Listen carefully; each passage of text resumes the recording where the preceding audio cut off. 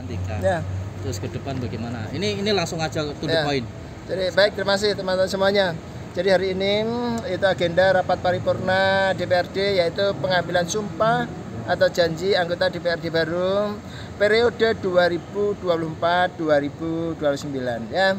Jadi alhamdulillah, jadi saya selaku Ketua DPRD Kabupaten Magetan sudah menjalankan tugas selama 5 tahun. Nah, setelah pelantikan anggota yang baru ini ada rasa plong lah ya. Jadi alhamdulillah, jadi kita sudah bisa melaksanakan tugas sebaik-baiknya. Lalu langkah yang kedua teman-teman semuanya, saya secara pribadi ya, jadi sudah mendapatkan rekom dari PDI Perjuangan untuk maju di Pilkada tahun 2024, yaitu sebagai calon Bupati Kabupaten Magetan.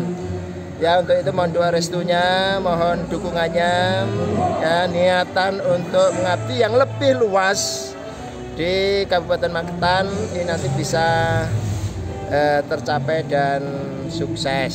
Ya, jadi ini sebenarnya niatan dari hati kami untuk mengabdi yang lebih luas kepada rakyat Magetan.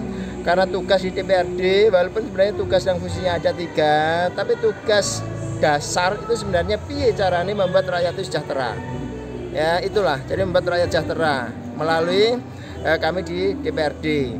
Tapi kewenangan saya itu hanya 3, yaitu membuat perda, lalu yang kedua membahas anggaran, lalu yang ketiga pengawasan pelaksananya eksekutif ya, sehingga kami ingin mengabdikan diri yang lebih luas menjadi Bupati Magetan tahun 2024 bergandengan dengan Mbak Ida ya, sehingga niatan kami itu tujuannya untuk kesejahteraan rakyat melalui apa? Yang pertama harus mengurangi pengangguran dan menciptakan lapangan pekerjaan, ini harus.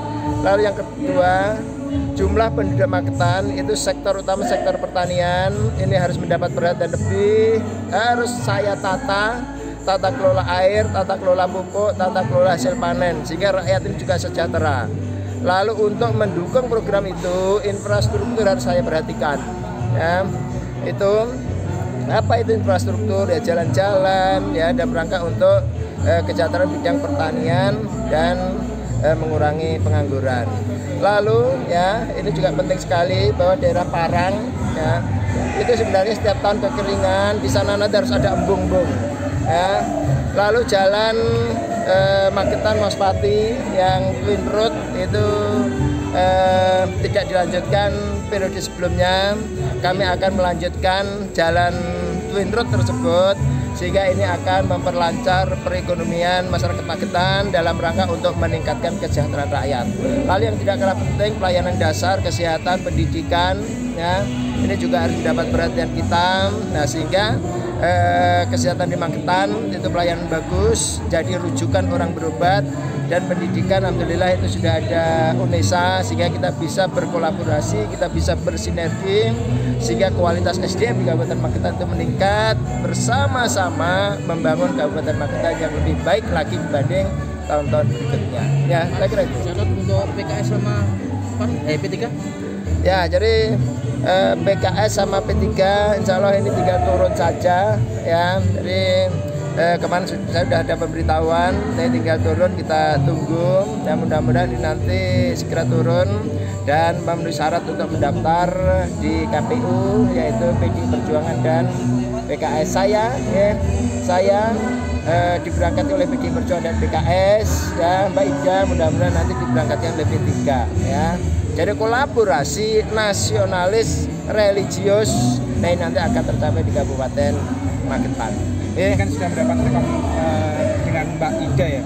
Nah, itu untuk langkah awalnya nanti seperti apa? Ya, kalau langkah awal tentunya konsolidasi.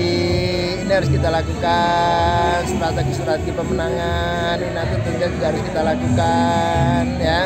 Jadi itu termasuk strategi ya, strategi itu ada yang bisa kita sampaikan kepada khalayak umum, ada juga yang kita simpan untuk tim dalam rangka untuk kemenangan di Pilkada 2024. Semuanya mempunyai kesempatan, tapi saya secara pribadi optimis ya. Jadi dalam rangka untuk ikut kontestasi Pilkada tahun 2024. Ini bentuk perjuangan ya. Jadi saya saat ini dilantik ya, saya harus rela ikhlas mengundurkan diri sebagai anggota legislatif periode 2024-2029. Lalu Mbak Ida ya statusnya ASN ya sebagai guru ini juga harus rela melepas ASN-nya untuk mencalonkan diri menjadi wakil Bupati Kabupaten Magetan. Nah inilah harus kita lihat ya, harus kita lihat bahwa niatan kita memang mengabdikan diri untuk pemerintah Kabupaten Magetan. Oke, karena kami sudah menganggap kita urusan pribadi selesai ya, kita hibahkan waktu tenaga kita untuk rakyat Magetan.